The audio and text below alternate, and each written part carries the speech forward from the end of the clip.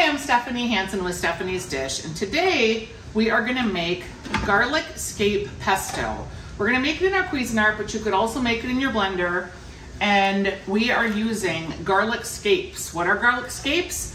They are the tops to the garlic when you grow them in the garden, and they're super delicious. They're garlicky, but in a very subtle way, and they just make a fantastic pesto. And it's so fresh tasting because you only get the garlic scapes when the garlic is ready to come out of the ground. I buy these at a farmer's market. I cannot grow garlic. Some people are really lucky at it. I just am not.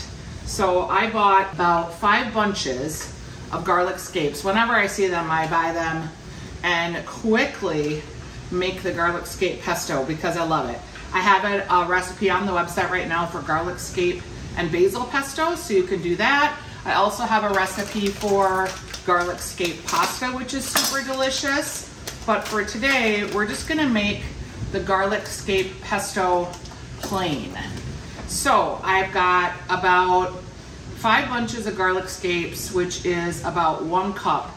And we'll just give it a quick rough chop here.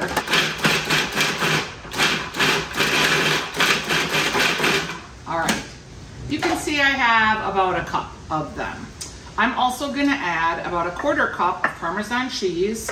I chunk it up a little bit first before we blend it, just to help the Cuisinart out. And then I'm gonna add a 1/2 cup of oil and pine nuts. Pine nuts are the magic ingredient here. They're super expensive though.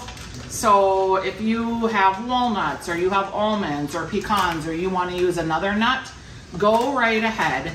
The pine nuts are creamy, which is nice, and they have a nice flavor made from pine cones. But if you have other nuts, I've done this with all different kind of nuts, and I know they're expensive, so you do you. So we've got the pine nuts. I used a whole package, which in this case was about 1/3 cup. And I'm also going to add 1/2 cup of oil. But I'm gonna get the blender started and I'm gonna add the oil through the feed tube.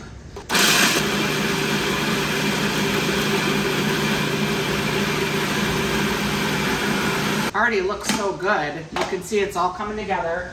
I'm gonna add a little bit of salt. You really wanna salt your pesto well. And that is it.